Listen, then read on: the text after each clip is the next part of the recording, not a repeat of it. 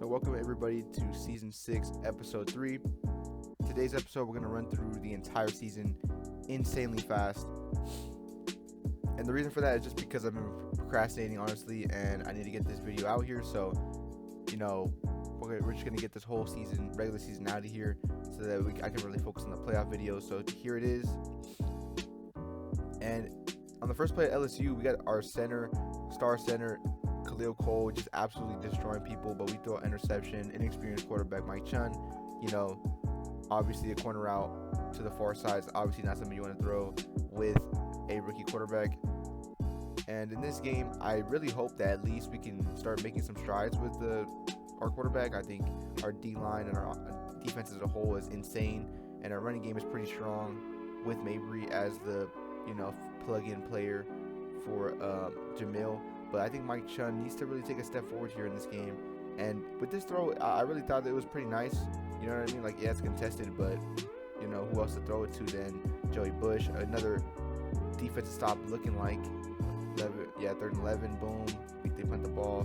So we're still down by 3, but I'm really comfortable with what our running game, or at least our running back Mabry, has been doing. I mean, he's been absolutely insane all season. He's really an underrated player in our team. He's probably the most underrated player in all of college football. I know it's a crazy statement to make, but I don't know. I think he's really overlooked, and even I overlooked him all the time when he was younger. So him being a senior redshirt and him being a key part of this offense is for sure something that we're going to look back on during the end of the season. We're going to see 1st and 10 here. Mike Chun does an absolute laser to Curl after the dump to Curl, which went for a lot of yards as well. Honestly, up to this point, Tim Curl hasn't really lived up to the hype that I really wanted him to. Another nice throw by Mike Chun, though. Great ball, putting on the sideline. But he hasn't really lived up to the expectations of which I've been holding to him. Maybe because last season he was insane, but maybe Matt Penny was really taking some of that heat away from him. I don't really know. We throw an interception again after a throw out of a sack. A great move from the D lineman and a great interception from the linebacker sitting in the zone. Now, 3rd and 14, they test our freshman, and he finally gets beat. Bourne has honestly been locked down all season, and starting a true freshman at corner in the SEC is something that you don't see all the time. And I think he's played a really great season, so I'm not really going to be too hard on him. And what a ball by this. Like, look at Mike Chun, and you could see he is ecstatic after that one. I mean, it was a beauty, and this is exactly why. Oh, fumble! Oh my goodness, fumble, and we're going to take it to the house, 28-11. Yeah, so before I could even say anything, their defense is going insane, but Mike Chun's been looking insane. Like, look at this other pass as well. I know that's a mismatch. Linebacker on Mabry, probably the fastest dude in our team. Our defense is hitting each other. What the heck's going on? But he's going to wrap up our Week 5 game with a dub. But honestly, Mike Chun has been looking very excellent with these deep balls, and I think at the end we cherry on top and get another one, I believe. Yeah, we do. And it's just something that he just plays really high highs and really low lows. So I feel like if he can get the low lows a little bit to the medium, I feel like he can be really explosive quarterback. To start this game out against Ohio, we get an immediate interception, then touchdown. And then on 3rd and 11, Cater Kohu, I actually don't even know if this is his first name, but Kohu, he has been an electric linebacker for San Jose Tech. And I mean, 3-7 here to start this game out is pretty good for what the mistake they just made in the beginning. And they end up going 10-7 and to get an interception from Watts, which I believe is linebacker. I'm not sure though. He looked kind of D-lineman-ish when he caught that interception, but nonetheless, we're really going to look for an explosive season for Basketville. I mean, he's insane. He's just had great growth, like insane accuracy, insane arm power, insane speed. Like, he's just been all over the place, and so is his defense. I mean, 2 interceptions to start this game out is pretty impressive against the Ohio State team that has looked pretty good in the offseason.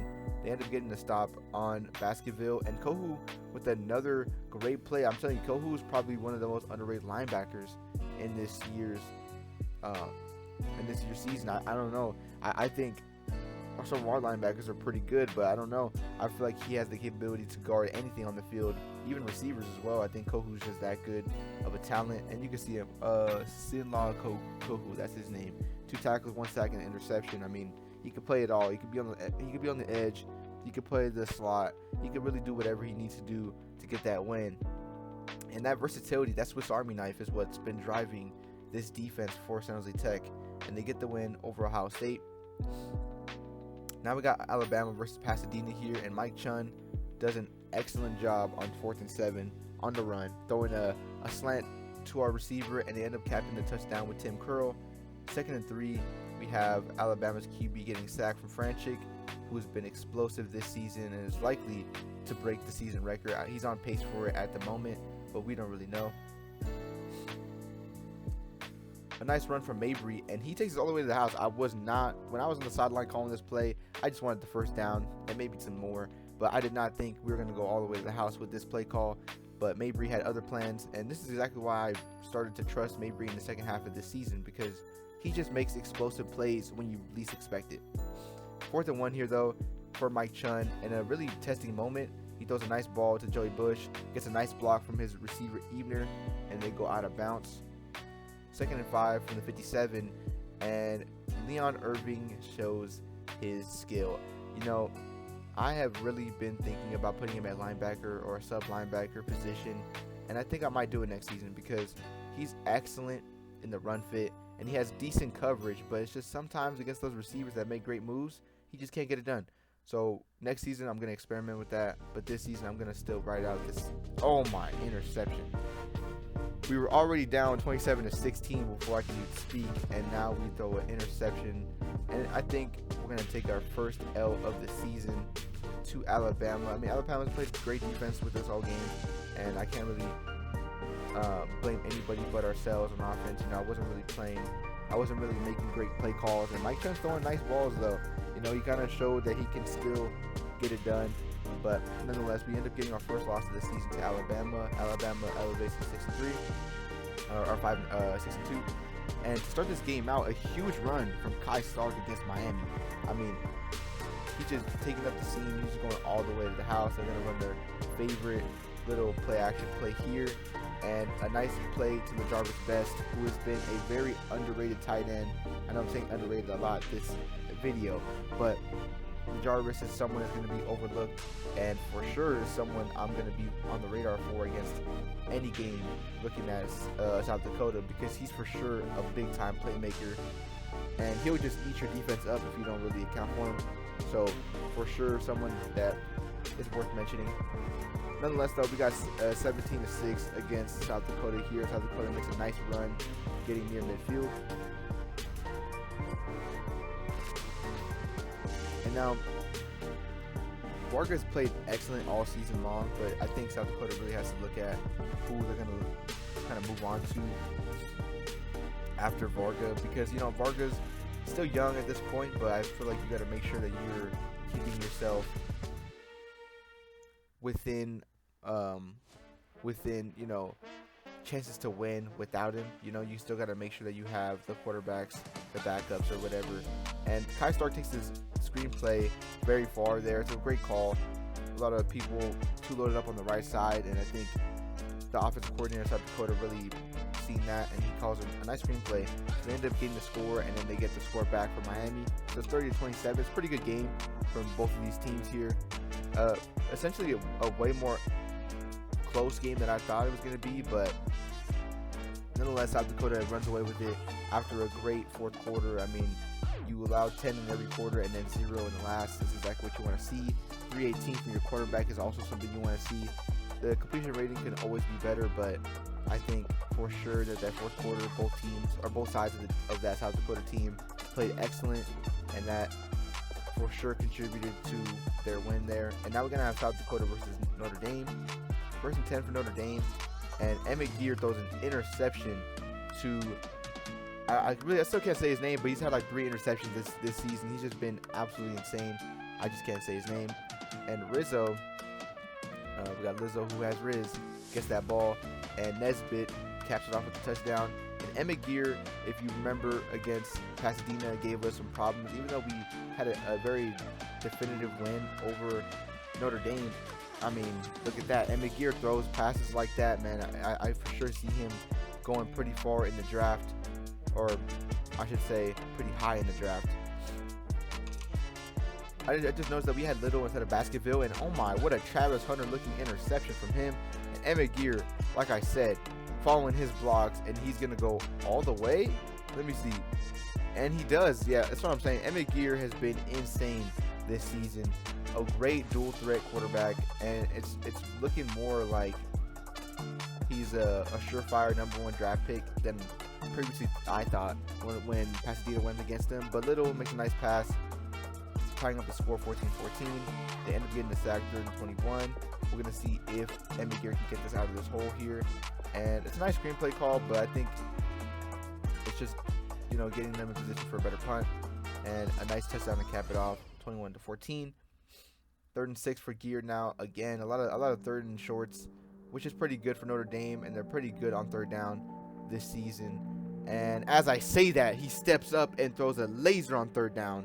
What is going on from that safety? And he gets intercepted off of a tipped or incomplete pass. What are we doing? And they capitalize 21-24. We're going to skip a little bit into this game. And what a play. What a play by the 88, just going up to the second level, head topping this corner.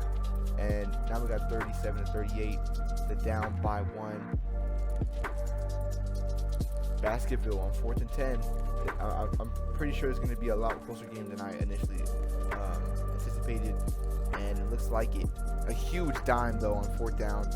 I think they're kind of switching up their quarterbacks. They didn't like Little in this situation, which I get it. They want the more experienced quarterback in this close game. But oh my goodness, this defense cannot tackle on overtime, and immediate touchdown from them. So we're going to see if they can answer Cardin with a nice play in the flat. And Baskerville getting their receiver Nesbitt on an out route. It's tied up 52-52 on 3rd and 8. Baskerville slides and a great 1st down. And now their kicker is in for some reason, and he throws a touchdown. I don't know what's going on. I don't know what they're doing with that coaching staff, but a dime, an absolute laser from Emmett Gear, and another laser, and that is how they win a close game. I mean, it's insane how Emmett Gear has been putting great performances on great defenses all year long. I mean, I'm not going to say the San Jose Tech's the greatest defense, but they're definitely no pushovers, and Emmett Gear probably played the game of his career against San Jose Tech. So a great win for Notre Dame and a crushing defeat for San Jose Tech. A crushing fumble from Mike Chun. I think Mike Chun thought he was freaking Lamar Jackson over here trying to scramble. Like, you gotta sit in that pocket, buddy. You're more of a Russell Wilson. But anyway, though, 2nd and goal, get the touchdown, 14-0. And Ohio State's been looking pretty terrible after that game against San Jose Tech. You know, after that loss, they've been really losing steam, and you can definitely see it. I mean, Pasadena is just trumping them. But then they played a nice second half, and now it's 21-13. They end up getting the 28, and now it's 28-20, 24-24. A lot of 20s going on here. A great bomb play to Mabry, taking that top off the defense. 2nd and 2 for Mike Chun with 30 seconds left, 35-27, and that's going to end the game. Huge win for Pasadena. Like I said, we're going to kind of run through these games a little bit quickly, but nonetheless, we got 3rd and 4 for San Jose Tech here, and not San Jose Tech, for Auburn, and they throw an interception for Avil. He gets the interception. And we got Little for hitting Nesbitt in the flat. I don't know why they keep switching these quarterbacks, man. I think you really got to let one quarterback strive here, but I guess they're going to try to get the best out of these two players. Nice throw on the run, a little bit behind them, but nonetheless, the points are points. And a nice play to stop that on 3rd down, making it 4th. They end up punting it. Nesbitt getting that reception, and now it's Becker on 4th and 2, and they decide they want to take a field goal.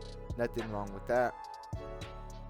A nice play from Aubrey, hitting him in the middle, and we're gonna see if we can get anything else here. And they're gonna run in the ball on 1st and 10, and they get a touchdown. Oh my goodness, to get a touchdown off of that is insane.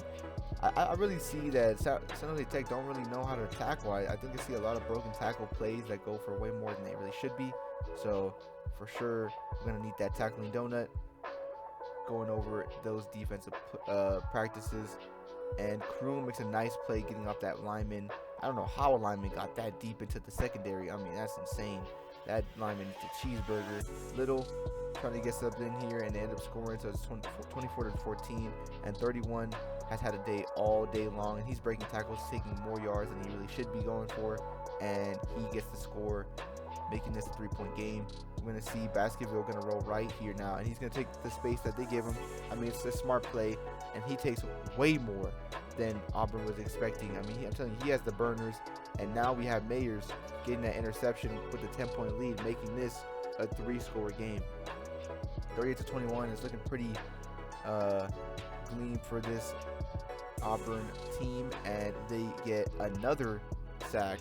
So that's 3rd down, making it 4th. They punt it, and now we got 3rd for Baskerville, and they get it sacked. So we're just going sack for sack here, and this running back is insane. He just threw off 3 defenders and took it to the end zone. I mean, when we talk about sheer will, he's looking like AP out here. All of a sudden now it's 35 to 38, and Baskerville trying to do what he can, but we got people holding. Now it's 4th and 6 for Baskerville. A laser to Rizzo, a laser that stuns the entire defense. Now it's 35 to 45. A great play by this tight end, and he's making moves, and Kohu is here to save the day once again. And this quarterback has played out of his mind as of late. We're going to see if he can continue the success, and he can, delivering a stunner. So with the 3-point lead, they go on 3rd and 16, hitting that man on the corner route, and 4th and goal, they miss it. So now it's 42 to 45 now, and the quarterback is trying to get something here, but I think this should wrap this game up unless something crazy happens. Oh, they get the 1st down, but they don't have a timeout, so I'm pretty sure this is wraps on the game, unless we see some absolutely insane stuff here, and we do not. So a great win, even though it's closer than it should have been for San Jose Tech. Now we have Miami versus Florida State here, and Miami's had a really struggling time after playing South Dakota, because after South Dakota's game, they've really been on the down spiral here. But you know who hasn't been on down spiral? Drango and this Florida State team. Drango has been a problem all season long, and he's making plays like this on the regular. He's looking like Jamil if Jamil was a little bit more physical. Like, that's exactly what it looks like. Look at that. He's just a downhill warrior. He's just an immovable object. Look at that. So now we're gonna see Drango hit another touchdown. I'm telling you, he's just taking these blocks to the house. He's just been a problem all season long, and these plays just will continue to stack up. Nonetheless, though, a nice throw to Avils from their quarterback Clapp, and another run, just breaking tackles, creating havoc. He's 11 for 210 here. Absolutely insane stats, and a great scheme run for Avils, and he takes it to the house as well. I think they're just taking apart this Miami run defense, and Drango in the flat just taking absolutely insane yards. I mean, look at this, taking 30 yards on a freaking flat route is absolutely insanity. Drango with the touchdown. Now we got 48 to 31 here, and he throws his first interception, making his first mistake of the game. But nonetheless, I mean, there's still a 10-point lead. I really don't see Miami coming back from this, and they do not. They make a nice drive, chewing the clock a little bit, and they should have got a touchdown there, but the receiver couldn't get their feet down. And another great interception from Miami on the goal line, but nonetheless, too little too late for Miami. Great win over for Florida State, and 249 for 18 attempts and 5 touchdowns is someone that is trying to chase this Heisman. And I wouldn't be surprised if Joey Bush isn't the one who wins it. I wouldn't be surprised if Drango is the one, because Drango has been a problem all season long. And speaking about a problem, you've seen this right tackle just get absolutely demolished over and over and over again. And I think, again, they get sacked on this action play. But nonetheless, Varga has a cool head, and he continues to drive down the field and get the score. So now it's 7-0. Nice defensive stop. And Kai Stark doing what he does best, getting to 30. 3rd and 5 here, and a fumble on a weird looking motion, and the motion pretty much hits the snap. So we're gonna see 4th and 6. Great play from LaJarvis. Like I said, he's a really underrated prospect, and look at him. You think it's like a 10-yard, 20-yard play, but it ends up going for a touchdown. He just has that type of acceleration, and so does this 26 from Texas. I mean, this running back just did the exact same thing. He's just explosive from the start out, and he's gone. So that makes 14-7, and we're gonna see LaJarvis make a nice play, but he can't get the ball when he hits the ground. We're gonna see Hag make a nice run, a nice route, sorry, and he gets down to the 20. Morgan gets hit off of this sack, and he gets, or it's not even a sack, it's just an incomplete pass, and he gets intercepted by 93, and 93 is gonna take it all the way down to the 20 and the 15, and near the 10-yard line. He had that retro bow speed, or retro bow stamina. 26 kind of caps the drive off with the touchdown off the run, and Kai Stark burns his man. It looks like a D lineman was guarding him.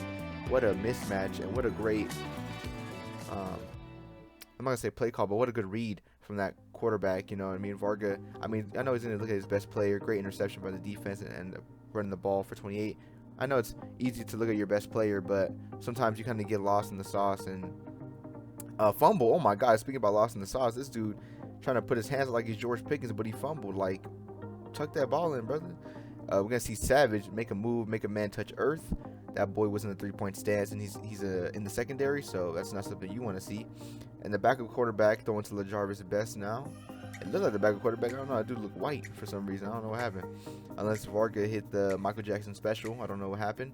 We're going to see 1st and 10 for Varga. He's going to throw it deep to Walters, and it's a dime. Of course, it's a dot. 35-14. One of the most accurate quarterbacks in the nation, if not the most. Great D lineman play for Vernon Hale. I didn't see his last name. Great play. And another interception. Never mind. That's one of the most disrespectful head tops I've ever seen. Like, that boy just ran through him. Like, that was insane. Great play from Walters, though. Touchdown, 49-21. Texas looking for a touchdown to answer, even though it's probably not going to happen, and never mind. You know what I mean? Like, 87, that boy's looking like Jordy Nelson. I don't know what's happening here. And he's throwing it up another time, but he can't get it, so it doesn't matter. 56-21 is the score for this game. Good win for South Dakota here. Gonna take them to 9-1. 475, 7 touchdowns. This is something you want to see out of your sophomore. We're gonna see Mike Chun now going against the Auburn team that we saw earlier in the season, going against, I believe, San Jose Tech. And San Jose Tech, I think, beat the brakes off of him, so it's not going to be too crazy. Tryon gets the nice touchdown. 3rd and 12 for Auburn, and they're going to try to test our boy Ragas, but Ragas kind of gets that break up. So now it's 1st and 10. Who else than Joey Bush to get that reception? They end up scoring. We get the ball back, and now Joey Bush gets the ball, but he can't convert. So now 2nd and 8 for Auburn, and Auburn throws a nice missile right over the top of Lawrence, who's been our quarterback, our linebacker one for the season. Technically is the quarterback of the defense. And 2nd and 10, Joey Bush makes a nice play, spin moves, and I believe on this play, I don't know, obviously you couldn't see it, but we end up subbing Mike Chun. I think Mike Chun had a lot of problems going on, and that was the first play that our backup was in. I believe his name was Shitu. Not even messing with you. Yep, that's his name. Great interception by our safety, and Bush gets the score there. We're going to see 1st and 10 and a nice pass. A nice pass to their number 5 receiver right there. Great play by him. So it's tied up. A lot closer game than we thought initially. And Joey Bush trying to make some extra yards happen. Couldn't get any. Shitu having the greatest pocket I've ever seen. 28-24 now.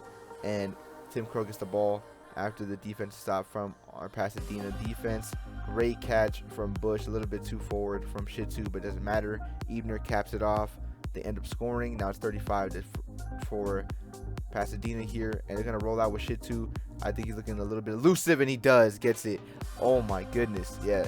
And I'm not gonna lie, I'm telling you, Shitu, I really thought, and I don't want to spoil it too much, but let's just say he doesn't do this every game, because he is playing lights out. Like, he is playing ecstatic for his first start in a while.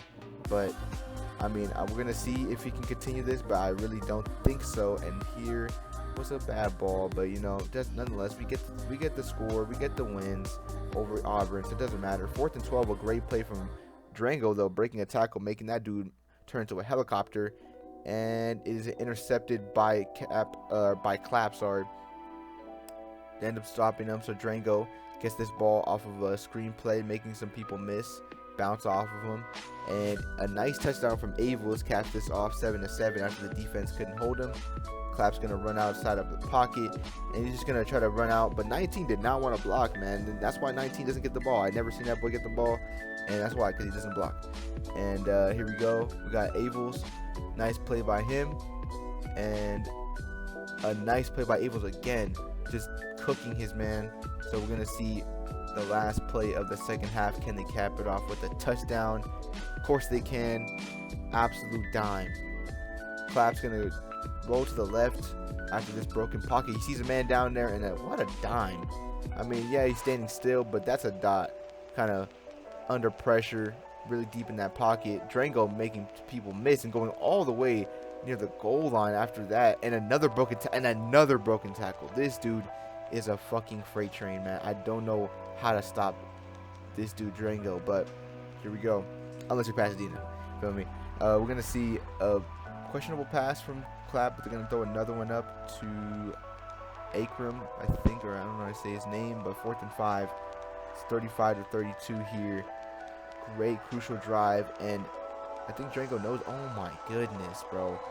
This dude Drango is just running through people, bro. I don't even know. I feel bad for the opposing team, man, because they need to get stronger. Like, they need to get on that Drango weight room plan. And a great game by Florida State, but especially Drango. I mean, he's been insane. I don't know what's with freaking South Dakota going against all the orange teams, but now we got Tennessee. 3rd and 8, great ball from Varga getting down to the goal line. I don't think he liked that look on the RPO. They run a similar RPO, but Tennessee stops them. And now 27, breaking some tackles and making another person miss, and he breaking some more tackles. And oh my God, what a spin move by him! Looking like DeAndre Hopkins with this spin move. You know, he got that retributive stamina, but he has the moves, man. He's looking like Shady out here. And a nice zip ball getting that first down. 3rd and 8 though, and a nice sack stopping this drive. So a little bit of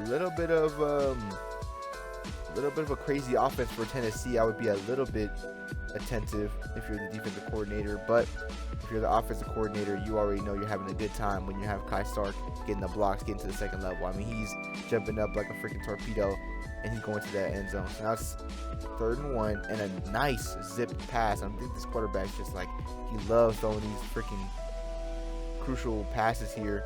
Ends up getting sacked though, couldn't find anything. And LaJarvis gets down to the 5, or the 4, sorry. They were an RPO to Walters, diving catch. Could have made it a little easier if you're Varga, but it doesn't really matter. End up getting sacked 3rd and 16. And he gets flushed, and honestly, he's back. I think his OC is failing him because their offense is pretty good. It's just they're not running the right plays. Varga, on the other hand, has a great OC, but he throws hospital pass. I don't know what's happening. He's trying to maybe, you know, Kai Stark slept with his girlfriend or something. I don't know. An interception by the D lineman. Oh my goodness. With 5 seconds left, I assume they go for a field goal. So that's 14-6 now. Pretty good break if you're Tennessee, and another tight window. Like, what the fuck are we doing with this quarterback, bro? This quarterback loves to throw these freaking. And you know what? Let's just continue to throw the tight windows, because I don't know what that was, but yeah, I think that OC needs to retire. I think this Tennessee OC is just terrible. I don't know what he's playing, but if you're South Dakota, you're definitely enjoying that this OC doesn't know what he's talking about. And an OC that doesn't know what he's talking about is South Dakota, because they're just cooking. In that second half, they just took the game away from Tennessee, and they end up winning over Tennessee 30, or I think it's like 42-16. Nearly intercepted off the first play for Baskerville, and this is San Jose Tech versus Pasadena. And yeah, so we see Baskerville get tripped up there. I don't know why he went out of bounds, but 4th and 19, interception by Leon Irving. You don't see that every day. Shitu the starting quarterback after Mike Chun being benched, and he throws an interception to Bunting, and we're gonna see 2nd and 3.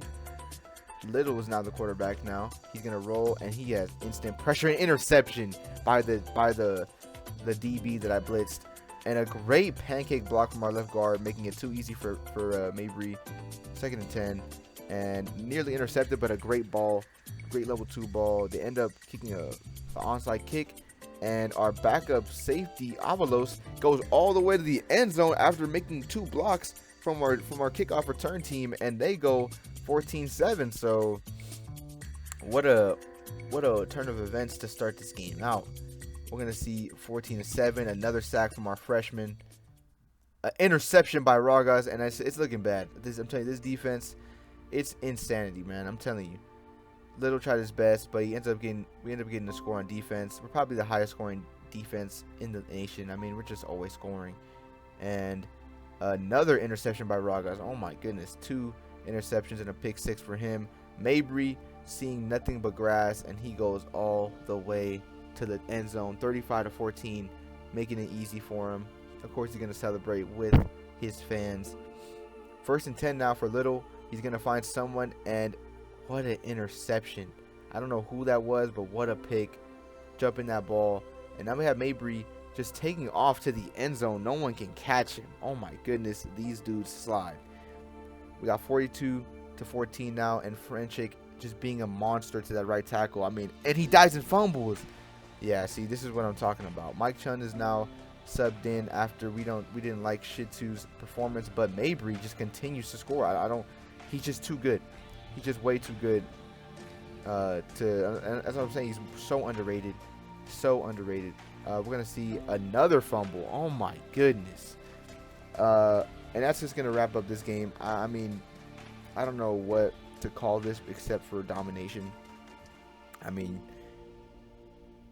141, 4 touchdowns, 4 attempts on, and every attempt was a touchdown. Like, that's what I'm talking about when you're talking about domination. So we're gonna see Varga get hit as he sacked out of a sack, and he throws an interception. So it's 24-21. Second half, dwindling down on 4th and 14, and an interception again. Great stop.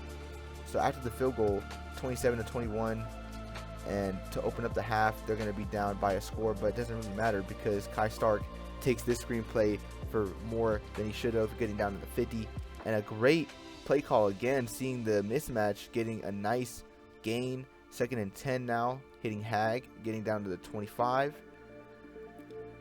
They end up scoring, and then they score back, and we're looking at the 4th quarter now. 35-28, they're down against this Penn State team.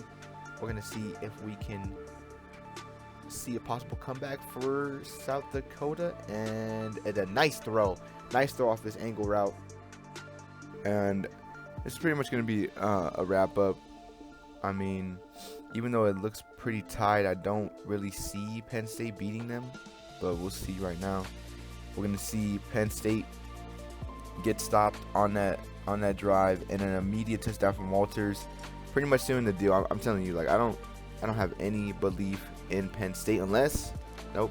Okay, yeah. So this is gonna be a win for South Dakota here, and this is gonna be the end of the episode. So I hope you guys enjoyed the entire regular season of season 6. Pretty much wrapped up really quickly. I know it was quick, but I want to get on to the next season, and I want to get on to the playoffs, because next season is going to be very, very